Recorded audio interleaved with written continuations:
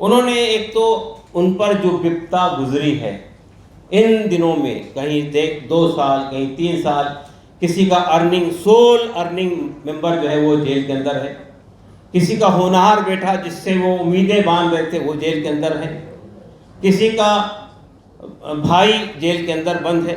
तो ऐसे लोगों ने अपनी विपदा सुनाई, दर्द भरी कहानी सुनाई।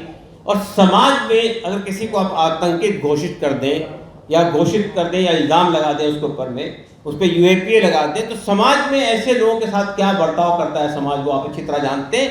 तो उन्होंने अपनी पीड़ा सुनाई वहाँ पर, और उसके बाद उन्होंने ये बताने की कोशिश की कि अगर हमारे लोग जो लोगों के हुकूक की लड़ाई लड़ रहे हैं, अगर उनके साथ इस तरह का मामला होगा तो कल कौन खड़ा होगा, कल कौन खड़ा होगा, लोगों के मानव अधिकारों का हनन होगा तो कल कौन खड़ा होगा। ये जो बहुत सारे कैदी गिरफ्तार किए गए हैं पॉलिटिकल प्रिजनर्स, उस पर खासतौर से दिल्ली दंगों में एक सिंगल चार्जशीट में 25-30 लोगों को गिरफ्तार किया गया,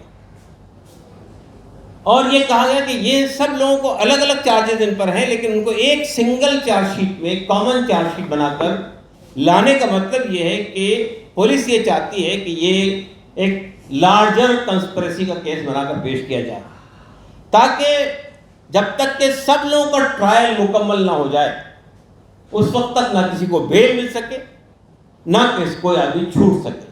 अगर उस पर इल्ज़ाम गलत साबित होता है तब भी एक आदमी की बात नहीं बनेगी जब तक कि सब लोगों का मामला। तो ये एक तरीका होता है पुलिस का कि ऐसे तरीके से फंसाया जाए कि प्रोसेस जो है वो पनिशमेंट बन जाए। तो ये बात हमारी जूरी ने कही है कि ये जो ट्रायल हो रहा है, लेंदी ट्रायल, जिस तरह लंबे अरसे तक जेलों में रखा जा रहा है, तो प्रोसेस जो है वो पनिशमेंट बनता जा रहा है। दूसरी बात पैनल ने ये कही कि ये जो सुप्रीम कोर्ट का कहना है कि bail is a rule, jail is an exception, इसको इंश्योर किया जाना चाहिए। तीसरी बात उन्होंने कही कि बाज जो लोग अरेस्ट किए गए हैं उनको दबाव डालकर, टॉर्चर करके मजबूर किया जा रहा है कि वो पुलिस के इन्फॉर्मर बन जाएं, वो जो है हॉस्टाइल विटनेस हो जाए, ताकि वो दूसरे लोग अपने जो को ब्रदर्स उनके जेल में बंद हैं उनके खिलाफ गवाही दें और उनकी गवाही को बुनियाद बनाकर उन लोगों को जेल में बंद कर दिया। इसकी कोशिश भी हो रही है, जो बिल्कुल अनडेमोक्रेटिक है, इलीगल है, नहीं होना चाहिए। इसके बाद पैनल ने ये बात सजेस्ट की, बहुत इंपॉर्टेंट बात कही है, और मैं समझता हूं कि हमारे देश में इसकी बहुत सख्त ज़रूरत है। उन्होंने कहा कि जिन लोगों को गैर ज़रूरी तौर पे फंसाया गया है जेलों के अंदर, उन सब लोगों को अगर ये साबित हो जाता है कि इनको फंसाया गया है गलत इल्ज़ामात में, तो उन पुलिस अफसरान जिन्होंने इस तरह की झूठी चार्जशीट बनाई, झूठे एलिगेशंस लगाए, काले कानून पे अप्लाई किए, उनको अकाउंटेबल बनाया जाए और उनके खिलाफ मुकदमा कायम करके उनको सजा दिलवाई जाए। ये बड़ी अहम फाइंडिंग थी कल के ट्राइब्यूनल की।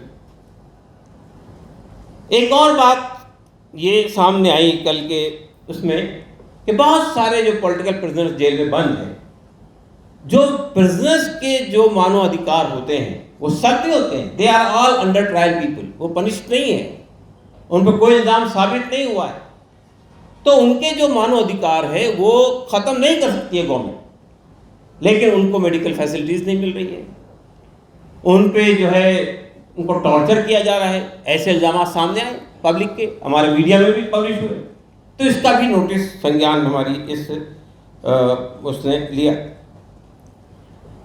तो ये जो कैंपेन हमने चलाई है, देखिए ये हम समझते हैं कि इस वक्त का बहुत ही महत्वपूर्ण सब्जेक्ट है कि जो देश के अन्य हिस्सों में, और हम ये बात कहने पे मजबूर हैं कि देश में 2014 के बाद बड़ी मात्रा में पॉलिटिकल प्रिजनर्स बनाए जा रहे हैं। बड़ी मात्रा में, बड़ी तादाद में लोगों को बेबुनियाद आरोपों के तहत काले कानून के जरिए से उनको अंदर रखा जा रहा है। ये कौन लोग हैं? ये वो लोग हैं जिन्होंने CAA NRC के खिलाफ प्रोटेस्ट किया था। ये वो लोग हैं जिन्होंने फार्मर्स के राइट के लिए बात की थी। ये वो लोग हैं जिन्होंने महंगाई के खिलाफ आवाज़ उठाई थी। ये वो लोग हैं जिन्होंने डेमोक्रेसी का जो हशर हो रहा है उसके खिलाफ खड़े हुए थे। उन पर कभी जी भीमा कोरेगांव वाला केस आपके सामने 3-3 साल से लोग बंद हैं। तो ये मुतालबा किया जा रहा है कि इन सब लोगों को अनकंडीशनल रिहा किया जाए, फ्री किया जाए और एक वाइट पेपर पब्लिश किया जाए। ये हमारा डिमांड है। गवर्नमेंट बताए कि कितने पॉलिटिकल प्रिजनर्स बंद हैं। ये जवाब बहुत आसान है कहने के लिए कि पॉलिटिकल प्रिजनर्स नाम की कोई डेफिनेशन हमारे कानून में नहीं है। ये सब लोग हैं जो अलग अलग आरोपों के तहत बंधक बनाए गए। तो मैं ये कहना चाहता हूँ, ये प्रेस कॉन्फ्रेंस हमने आपके माध्यम से हम इस देश की सिविल सोसाइटी से अप्रोच करना चाहते हैं। आपके माध्यम से हमारे देश की सरकार के सामने बात रखना चाहते हैं। अगर मुल्क में डेमोक्रेसी है तो वो नज़र आनी चाहिए, वो दिखाई पड़नी चाहिए। लोगों के मानव अधिकार बाकी रहने चाहिए। ये किसी एक विशेष वर्ग का इशू नहीं है, ये देश के सब लोगों का मसला है। और अगर किसी विशेष वर्ग का इशू होता तब भी हमारे लिए कंसर्न का बात था।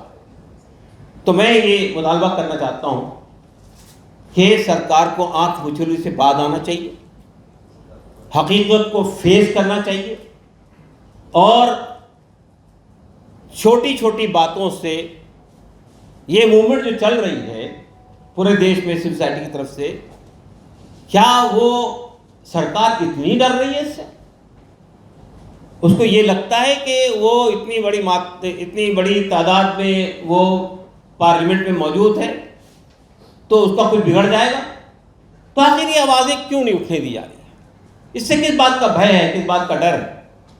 तो वेलफेयर पार्टी ऑफ इंडिया ने ये डिमांड्स की है गवर्नमेंट से अपने मेमोरेंडम के जरिए से, जो राष्ट्रपति को सबमिट किया गया है लाखों लोगों की सिग्नेचर के साथ। और उसके साथ साथ कल पीपल्स ट्रिब्यूनल के जरिए से जो बात उठी है और जो हमारे पैनलिस्ट ने जो बातें रखी हैं उसके माध्यम से हमने सरकार तक अपनी आवाज़ पहुंचाने की कोशिश की, देश की जनता तक अपनी आवाज़ पहुंचाने की कोशिश की।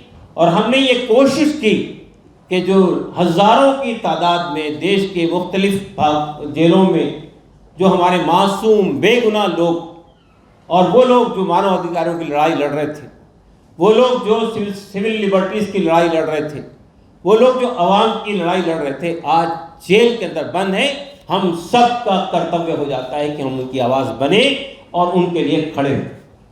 दोस्तों और साथियों, इसके साथ साथ मैं ये कहना चाहता हूँ कि एक और कोशिश हो रही है इस तरह के स्टेप्स के ज़रिए से कि जो लोगों की रियल समस्याएं हैं, जिन समस्याओं को वो फेस कर रही है, कौन आदमी ऐसा है इस देश का जो मिडिल क्लास से बिलोंग करता हो, जो लोअर मिडिल क्लास से बिलोंग करता है, जो अपर मिडिल क्लास से बिलोंग करता हो, आज महंगाई से परेशान नहीं है? कौन सा ऐसा आदमी है जो बेरोजगारी, बढ़ती हुई बेरोजगारी से परेशान नहीं है? लेकिन सरकार इस तरह की आवाज़ों को दबाने के लिए कभी हिंदू मुस्लिम बाइनरी खड़ी करती है और कभी इस तरह के जो लोग खड़े होते हैं उनको जेलों में डाल के एक मैसेज देती है कि हमारे खिलाफ अगर कोई खड़ा होगा तो उसके साथ भी यह हश्र होगा। और जो पॉलिटिकल पार्टी आवाज़ उठाने की कोशिश करती है उसकी आवाज़ को ईडी और सीबीआई के जरिए से दबा दिया जाता है। लेकिन हम आखिर वक्त तक के अवाम के और इन लोगों की जो हमारे देश के बहुत ही हीरे जवाहरात हैं, जो हमारे देश के बहुत ही हम समझते हैं कि असेट है, हम उनकी आवाज़ बनने की कोशिश करेंगे और सरकार तक बराबर ये आवाज़ को पहुंचाते हैं।